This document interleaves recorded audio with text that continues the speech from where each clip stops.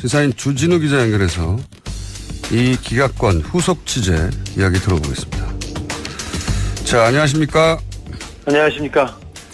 최순실 씨 관련 취재를 오래전부터 해왔고, 그리고 예를 들면 정유라 씨 출산 사실도 언론 보도 훨씬 이전부터 파악하고 있었던 걸로 저는 알고 있는데, 최순실 씨 관련 취재는 언제부터 했습니까? 2007년, 8년 유경재단 폭력 사건이 있었는데요. 그 배후에도 최순실이 있다고 봤습니다. 그때부터 시작했습니다. 최순실 친구를 만났고요. 최순득 씨 친구, 장시호 씨 친구를 그때 만나기 시작했습니다. 정유라 씨가 성악을 하다가 승마로 주종목을 바꿨는데요. 그때 봤습니다. 그래서 남자친구를 만나서 가출했을 때 그 주변에서 지켜보기 시작했습니다. 최순실 씨의 존재를 인정이 된 거는 2007년, 2008년 정도부터고, 정유라 씨는 어린 시절부터 가까이 지켜봤다는 거죠, 말하자면. 네. 자, 그런데 이제 정유라 씨의 존재는 이제 최근에 언론에 알려지게 되면서, 최근 언론 보도는 이제 정유라 씨가 사실, 이 게이트 관련 사실관계에 대해서는 거의 모르고 어리숙하고, 그런 식으로 알려져 왔어요. 가까이서 취재해서 오랫동안 지켜본 정유라 씨는 어떤 사람인가요? 천방지축의 자기 멋대로입니다. 그래서 엄마와 욕설을 해가면서 싸우기도 할 정도니까 좀 상식에선 벗어나는 친구죠.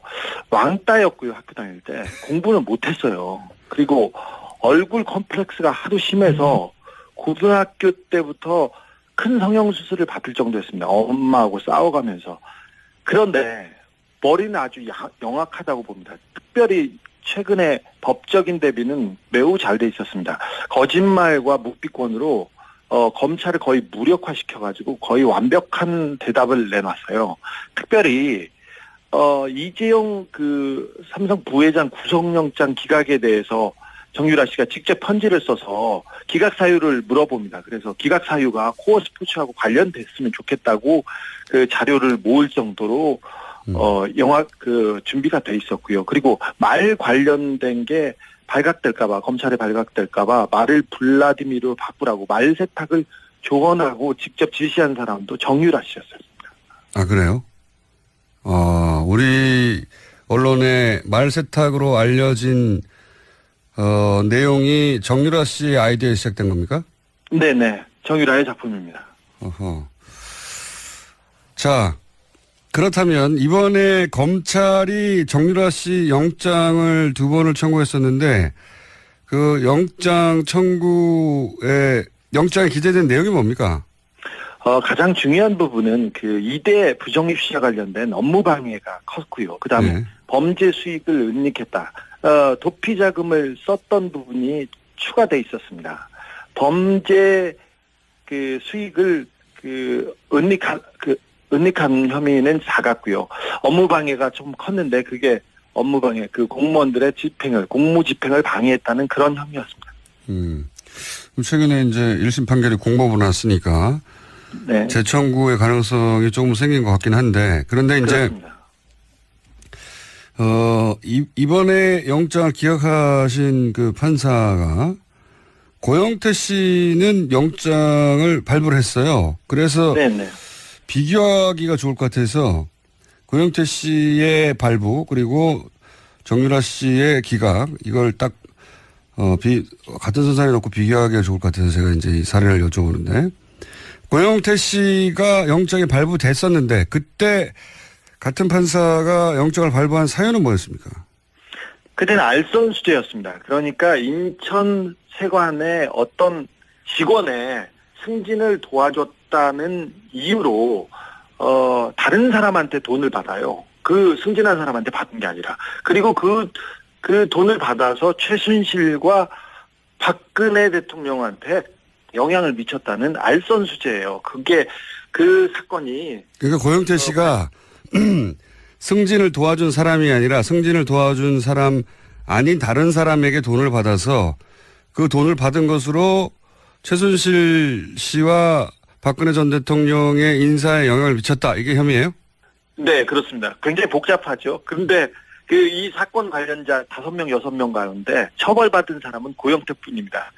그런데 이 알선수재는 무죄 가능성이 크고요. 유죄가 나와도 집행유예 사안입니다. 그리고 다른 건 같은 경우는 경찰에서 이미 수사해서 무혐의한 거를 함께 기소했습니다. 그런데 발부된 사연은 뭡니까 그러면? 가장 중요한 부분은 증거인멸, 도주 우려와 증거인멸 우려가 있다는 건데요. 고영태는 검찰 수사를 도운 인물입니다.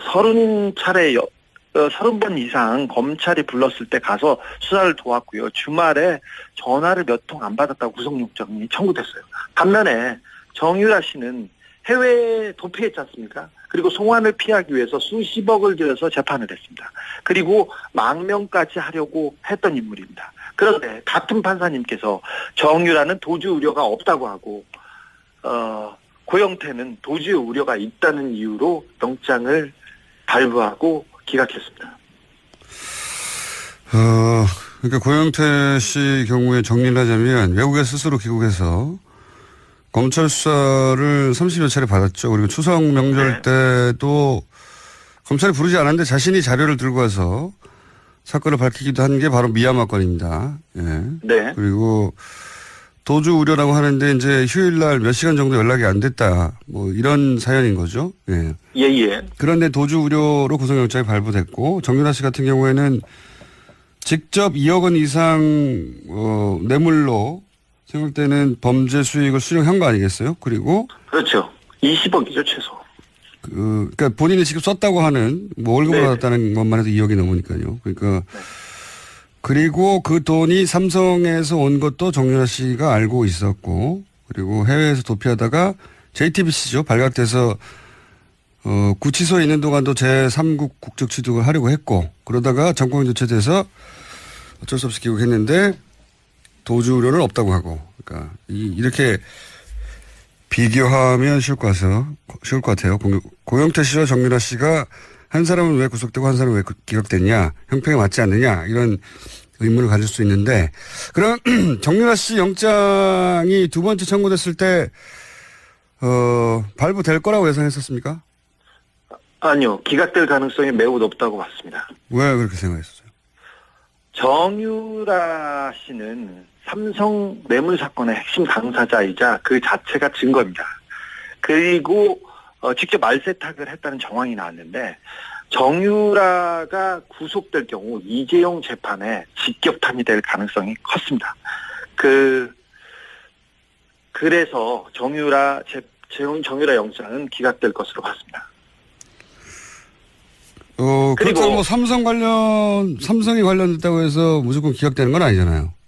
이번에 국정농단 사건을 자세히 이렇게 들여다보면 삼성 관련 영장은 계속 기각되고 있습니다. 그리고 예를 들어서 이번에 예를 들어서 승마협회 회장으로 독일로 날아가서 정유라를 직접 지원했던 박상진 사장 있지 않습니까? 이 사건을 모두 다 알고 있는 박상진 사장이 삼성전자 영장이 기각됐고요. 그다음에 이재용 부회장 주변에 통화 내용 수사를 위해서 통신영장이 청구됐었는데 거의 대부분 기각됐습니다.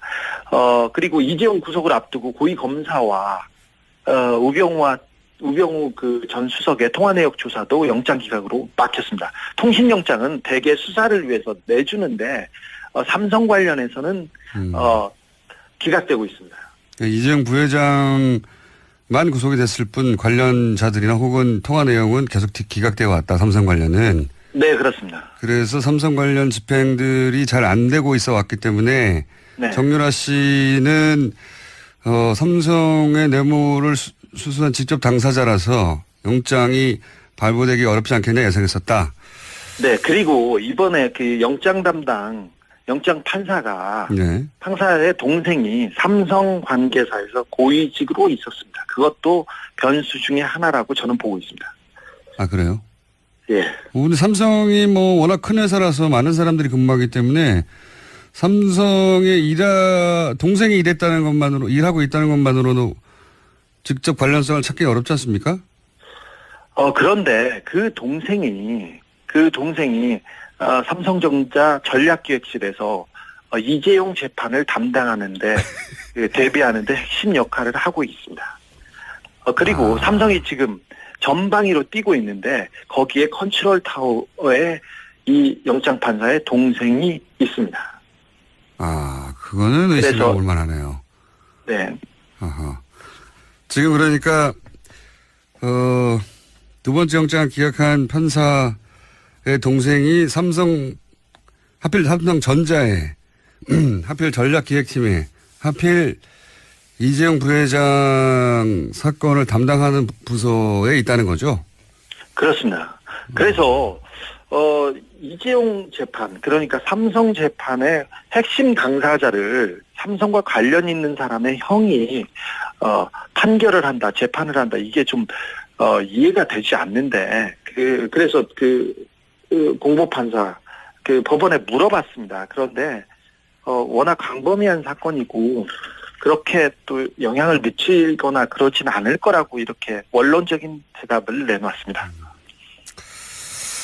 의심을 가질 만한 연결고리긴 하네요. 하필이면 그 해당 회사의 해당 부처의 해당 업무 관련자라면 네, 동생이 그렇다는 얘기는 또 처음 들어보네요.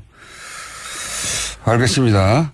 그럼 만약에 이제 지금 전체적인 의구심은 정유라 씨가 영장이 발부되지 않았던 것은 이것이 하필이면 정유라 씨 구속이 이재용 부회장 뇌물죄 입증에 굉장히 중요한 역할을 할 것이기 때문이다.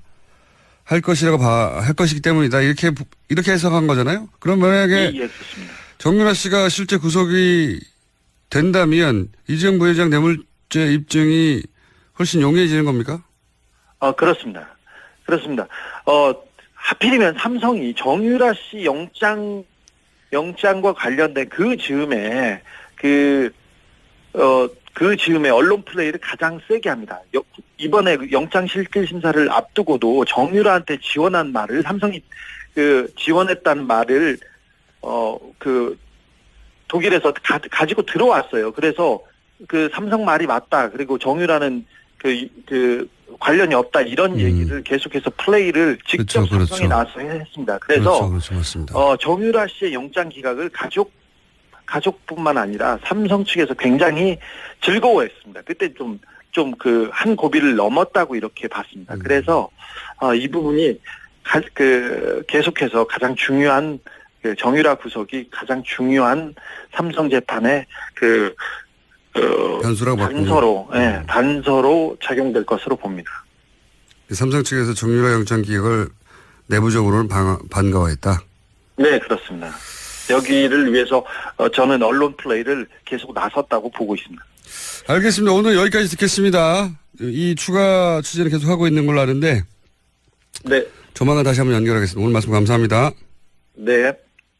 그때는 알선 수재였습니다. 그러니까 인천 세관의 어떤 직원의 승진을 도와줬다는 이유로 다른 사람한테 돈을 받아요. 그 승진한 사람한테 받은 게 아니라. 그리고 그 돈을 받아서 최순실과 박근혜 대통령한테 영향을 미쳤다는 알선 수재예요.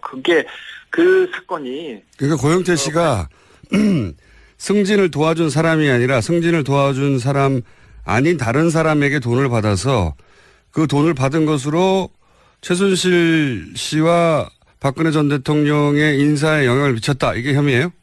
네, 그렇습니다. 굉장히 복잡하죠. 그런데 이 사건 관련자 5명, 6명 가운데 처벌받은 사람은 고영태뿐입니다.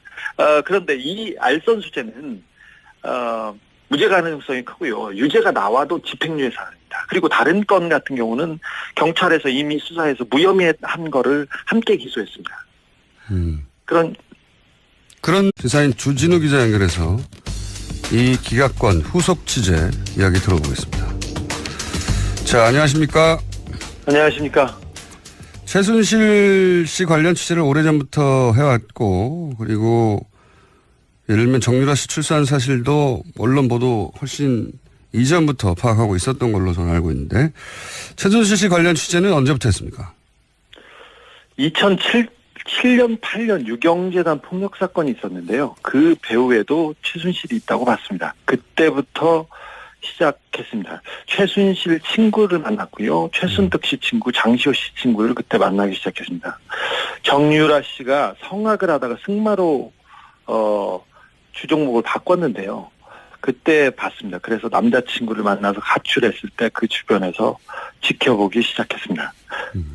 최순실 씨의 존재를 인정이 된 거는 2007년, 2008년 정도부터고, 정유라 씨는 그런데 업무 방해가 컸고요. 그다음에 네. 범죄 수익을 은닉했다.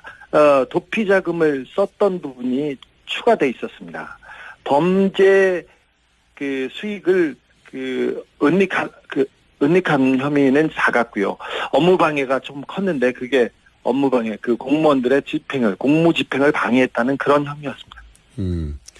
최근에 이제 1심 판결이 공법으로 났으니까 네. 재청구의 가능성이 조금 생긴 것 같긴 한데, 그런데 이제 그렇습니다. 이번에 영장을 기각하신 그 판사가 고영태 씨는 영장을 발부를 했어요. 그래서 네네. 비교하기가 좋을 것 같아서 고영태 씨의 발부 그리고 정유라 씨의 기각 이걸 딱 같은 선상에 놓고 비교하기가 좋을 것 같아서 제가 이제 이 사례를 여쭤보는데, 고영태 씨가 영장이 발부됐었는데 그때 같은 판사가 영장을 발부한 사유는 뭐였습니까? 무력화시켜가지고 거의 완벽한 대답을 내놨어요. 특별히 이재용 그 삼성 부회장 구속영장 기각에 대해서 정유라 씨가 직접 편지를 써서 기각 사유를 물어봅니다. 그래서 기각 사유가 코어 스포츠하고 관련됐으면 좋겠다고 그 자료를 모을 정도로 영화 준비가 돼 있었고요. 그리고 말 관련된 게 발각될까봐, 검찰에 발각될까봐 말을 블라디미르로 바꾸라고 말 세탁을 조언하고 직접 지시한 사람도 정유라 씨였습니다. 아, 그래요? 우리 언론에 말 세탁으로 알려진 내용이 정유라 씨의 아이디어에 시작된 겁니까? 네네. 정유라의 작품입니다. 어허. 자, 그렇다면 이번에 검찰이 정유라 씨 영장을 2번을 청구했었는데 그 영장 청구에 영장에 기재된 내용이 뭡니까? 가장 중요한 부분은 그 2대 부정입 시와 관련. 오랜 시절부터 가까이 지켜봤다는 거죠, 말하자면. 네. 자, 그런데 이제 정유라 씨의 존재는 이제 최근에 언론에 알려지게 되면서 최근 언론 보도는 이제 정유라 씨가 사실 이 게이트 관련 사실관계에 대해서는 거의 모르고 어리숙하고 그런 식으로 알려져 왔어요. 가까이서 취재해서 오랫동안 지켜본 정유라 씨는 어떤 사람인가요? 천방지축의 자기 멋대로입니다. 그래서 엄마와 욕설을 해가면서 싸우기도 할 정도니까 좀 상식에선 벗어나는 친구죠.